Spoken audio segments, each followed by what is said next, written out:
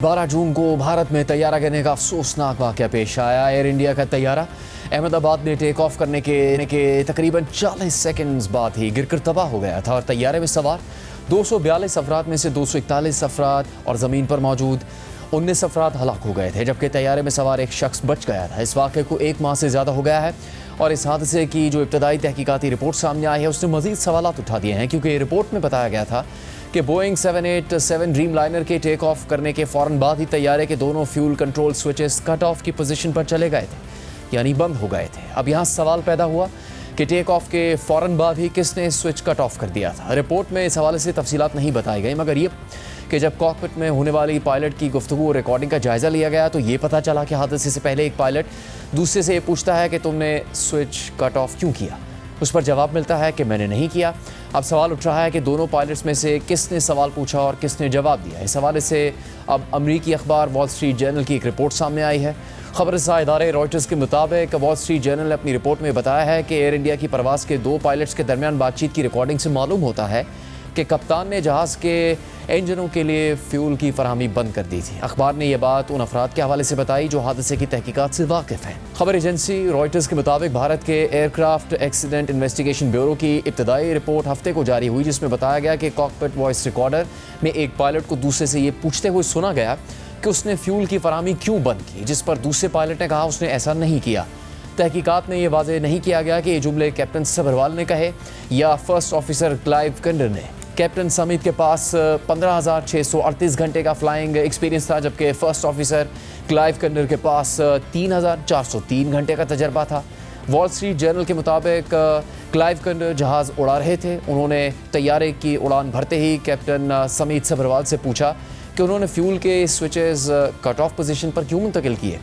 इस बात के अलावा अखबार ने कोई वजाहत नहीं की कि सभरवाल ने वाकई स्विचेस को हरकत दी या नहीं, लेकिन अमरीकी पायलट्स जिन्होंने भारतीय हुकाम की रिपोर्ट पढ़ी है उनका कहना है कि क्लाइव कंडर उस वक्त जहाज़ का कंट्रोल संभालने में मसरूफ थे और उनके लिए फ्यूल के स्विचेस को छूना मुश्किल था। भारतीय हुकाम, एयर इंडिया और पायलट्स के यूनियंस ने वॉल स्ट्रीट जर्नल की रिपोर्ट पर तबसरा करने से गुरेज किया, जबकि बोइंग ने भी कोई जवाब नहीं दिया। भारतीय तहकीकाती इदारे की रिपोर्ट में कहा गया है कि फ्यूल के दोनों स्विचेस टेक ऑफ के फ़ौरन बाद 1 सेकंड के वक्फे से रन से कट ऑफ पर चले गए, लेकिन ये नहीं बताया गया कि उन्हें किसने या कैसे हरकत दी। जैसे ही तैयारा ज़मीन से ऊपर उठा, निगरानी के लिए नस्ब कैमरे की वीडियो में देखा गया कि तवानाई का एक मुतबादिल निज़ाम, जिसे रैम एयर टर्बाइन कहा जाता है, खुद ब खुद बाहर आ गया।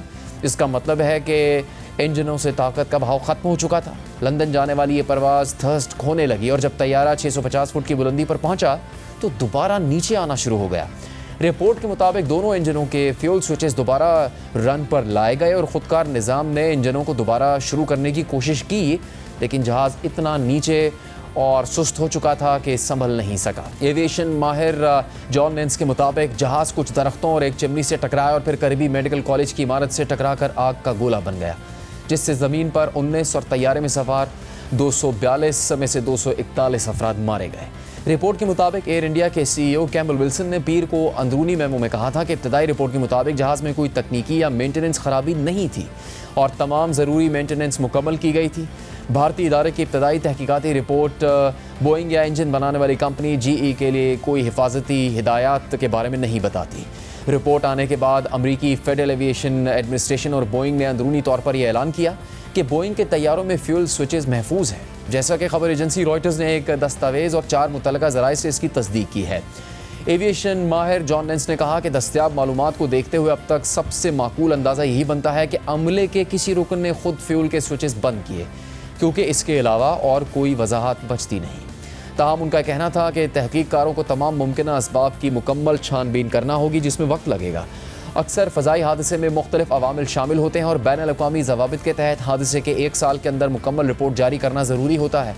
इस हादसे के बाद ये बहस भी दोबारा शुरू हो गई कि क्या तैयारों के कॉकपिट में वीडियो कैमरे नस्ब किए जाएँ ताकि तहकीकात में मदद मिल सके।